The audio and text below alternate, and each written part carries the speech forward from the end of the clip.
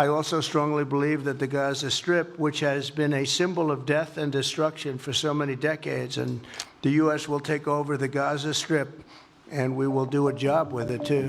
Israel അതിക്രമത്തിൽ പൂർണ്ണമായും തകർന്നടിഞ്ഞ ഗസയിൽ നിന്നും ഫലസ്തീനികളെ കൂട്ടത്തോടെ പുറത്താക്കാൻ അമേരിക്ക പദ്ധതി ആവിഷ്കരിക്കുന്നു. ജനവാസയോഗ്യമല്ലാത്ത ഗസ മുനമ്പ് അമേരിക്ക ഏറ്റെടുക്കുമെന്നും വേണ്ടിവന്നാൽ അമേരിക്ക സൈന്യത്തെ ഇറക്കുമെന്നുമുള്ള ഡൊണാൾഡ് ട്രംപിന്റെ പ്രസ്താവന ലോകത്തെ ഞെട്ടിച്ചിരിക്കുകയാണ്. ഫലസ്തീനെ പൂർണ്ണമായും അമേരിക്കയുടെ വരുതിയിലാക്കി അവിടെ ഇസ്രായേലിന്റെ മാത്രം സാമ്രാജ്യമാക്കി മാറ്റാനുള്ള നീക്കമാണെന്നാണ് വിലയിരുത്തൽ.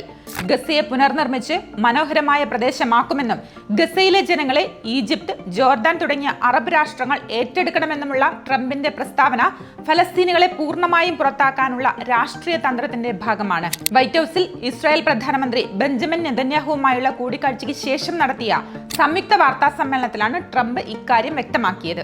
ട്രംപിന്റെയും നെതന്യാഹുവിന്റെയും നേതൃത്വത്തിൽ നടക്കുന്ന പുതിയ ഗൂഢാലോചന ലോകം ഉറ്റുനോക്കുകയാണ്.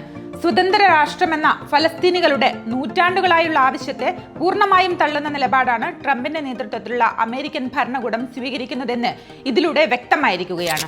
15 മാസത്തെ ഇസ്രായേൽ അധിനിവേശ സേന തകർത്തെറിഞ്ഞ ഗസയെ എങ്ങനെ വീണ്ടെടുക്കാമെന്ന് ലോകം ചിന്തിക്കുന്ന വേളയിലാണ് അമേരിക്കൻ പ്രസിഡന്റിന്റെ ഏകപക്ഷീയമായ ഫലസ്തീൻ വിരുദ്ധ പ്രസ്താവന വരുന്നത്. ട്രംപിന്റെ ആശയം ചരിത്രത്തെ മാറ്റിമറിക്കാൻ കഴിയുന്ന ഒന്നാണെന്ന ഇസ്രായേൽ പ്രധാനമന്ത്രി ബെഞ്ചമിൻ നെതന്യാഹുവും പറഞ്ഞതോടെ സയനിസ്റ്റ് ഗൂഢാലോചന വ്യക്തമായിരിക്കുകയാണ്. എന്നാൽ ഗസയിൽ നിന്നും ഫലസ്തീൻകാർ ഒഴിഞ്ഞു പോകണമെന്ന നിർദ്ദേശത്തെ ഹമാസ് പൂർണ്ണമായും തള്ളി. ട്രംപിന്റെ ഈ നിർദ്ദേശത്തിൽ ശക്തമായ പ്രതിഷേധവും ഹമാസ് രേഖപ്പെടുത്തിയിട്ടുണ്ട്. ട്രംപിന്റെ പ്രസ്താവന ഫലസ്തീനികളുടെ ദേശീയ അവകാശത്തെ അവഗണിക്കുന്നതാണെന്നും ഫലസ്തീൻ പ്രശ്നം നിരാകരിക്കുന്ന വ്യക്തമായ ശ്രമമാണെന്നും ഹമാസ് വ്യക്തമാക്കി.